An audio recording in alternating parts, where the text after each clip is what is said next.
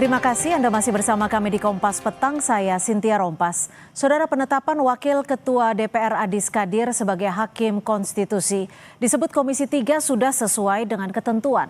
Tapi sejumlah kalangan meragukan hal itu. Penetapan ex-politisi Golkar ini pun memicu spekulasi.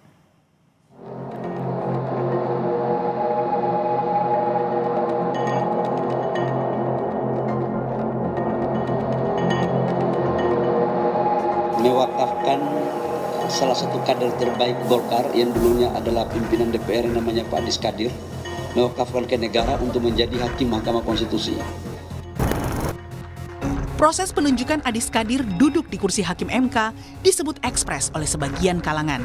Lewat rapat paripurna yang digelar Selasa lalu, Adis Kadir resmi terpilih sebagai Hakim Konstitusi menggantikan Hakim Arief Hidayat yang memasuki masa purna tugas 5 Februari mendatang.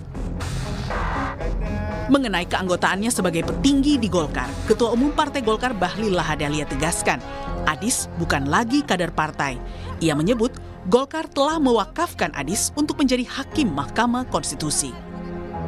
Kami hari ini mewakafkan salah satu kader terbaik Partai Golkar yang dulunya adalah pimpinan DPR yang namanya Pak Adis Kadir, mewakafkan ke negara untuk menjadi Hakim Mahkamah Konstitusi.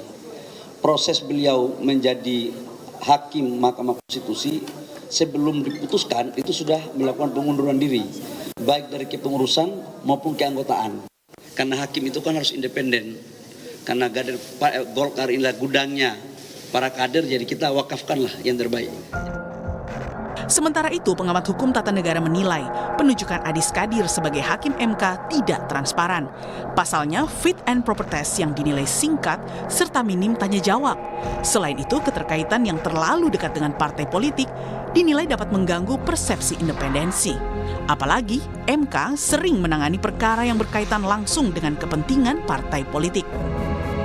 Tidak ada transparansi, kita nggak ada yang tahu, tiba-tiba sudah langsung dilakukan fit and proper testnya itu dan kemudian ditetapkan. Jadi itu juga bermasalah. Ada masalah besar karena walaupun kita belum punya aturan main dan sekarang kita punya mantan politikus yang ada juga di Mahkamah Konstitusi saat ini, tapi dalam kasusnya Adis Kadir lebih nyata ya, karena baru sekali dan juga keterkaitan dengan Partai Golkar dan apalagi dia sebagai salah satu pimpinan DPR itu juga sangat terkait erat dan masih berlangsung sebenarnya. Penetapan Adis Kadir sebagai Hakim MK dalam rapat paripurna Selasa lalu sekaligus membatalkan pencalonan Innocentius Samsul sebagai calon Hakim MK usulan DPR yang pernah ditetapkan pada 21 Agustus 2025 silam. Batal menjadi Hakim MK, Innocentius yang saat ini menjabat sebagai Kepala Badan Keahlian DPR akan mendapat penugasan baru. Terkait dengan Pak Sensi mendapatkan penugasan lain. Ya, jadi dapat penugasan lain dan ini juga sedang dalam proses juga. Nama Adis Kadir mencuat pada Agustus 2025 karena ucapan mengenai tunjangan perumahan DPR yang memicu kemarahan publik. Meski ia mengklarifikasi tunjangan tersebut tidak naik sejak 2010, tapi tak mampu meredam arus kritik publik.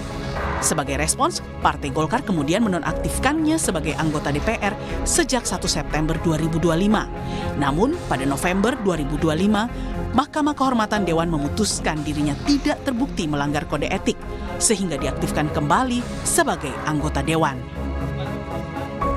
Tim Liputan, Kompas TV.